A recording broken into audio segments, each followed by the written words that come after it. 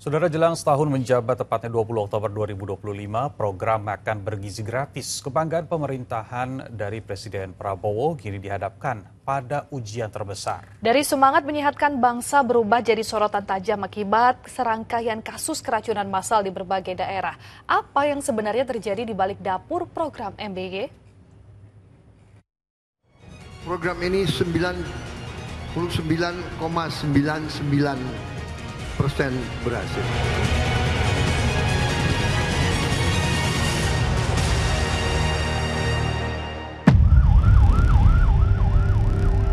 Sirine ambulans tak putus membawa puluhan siswa dari SMA Negeri 1 Cihampelas, Kabupaten Bandung Barat. Korban yang mengalami gejala keracunan terus berdatangan ke rumah sakit hingga membludak.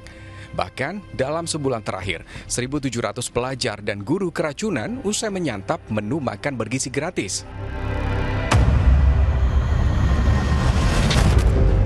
Bahkan di kota lain sampai ditetapkan kejadian luar biasa keracunan MBG seperti di Kabupaten Agam dan Kabupaten Garut.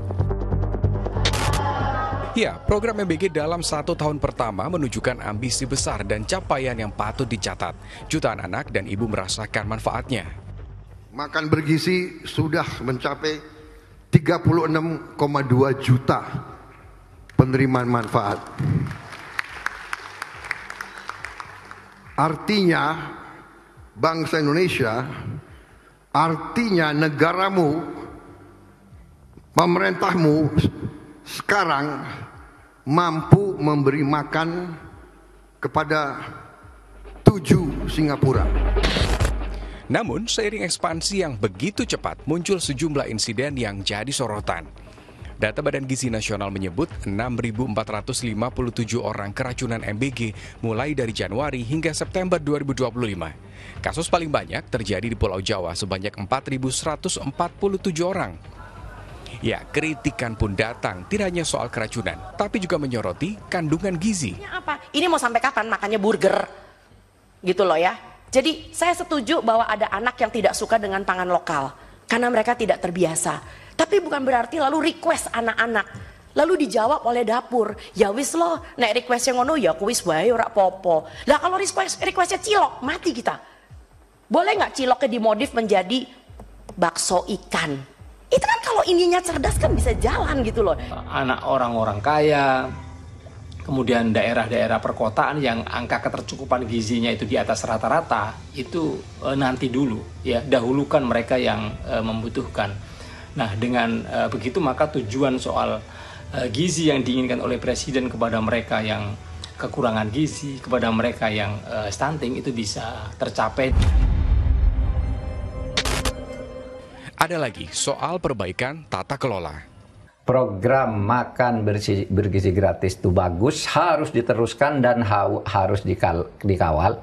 Mungkin manfaatnya sudah sangat banyak, jauh lebih banyak daripada kejelekannya. Tetapi tetap, sekecil apapun kejelekan itu harus diselesaikan dengan tata kelola pemerintahan yang baik dengan asas kepastian hukum agar semuanya nyaman.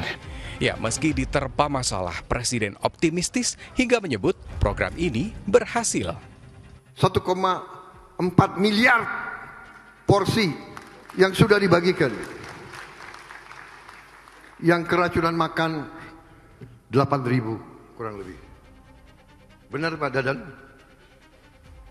Jadi kalau diambil statistik adalah 0,0007 atau 0,0008. Artinya program ini 99,99% berhasil.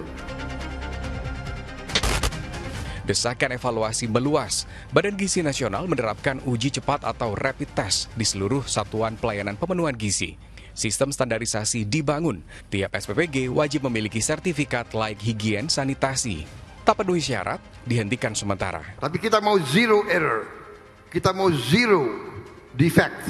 Walaupun sangat sulit, tapi kita harus. Kita sudah perintahkan semua dapur harus punya alat-alat yang terbaik untuk membersihkan, dan ini kita akan sempurnakan terus.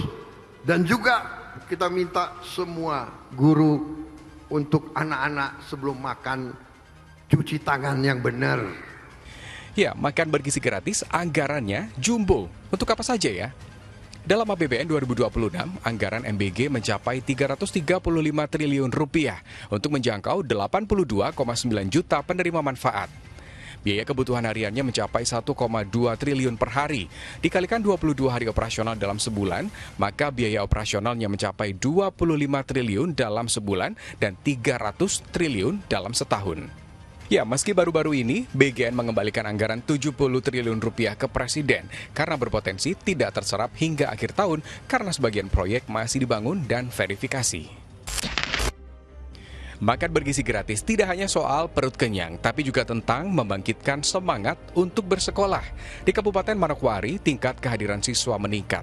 Jam makan siang jadi waktu paling favorit bagi siswa SD Negeri 85 Wasai.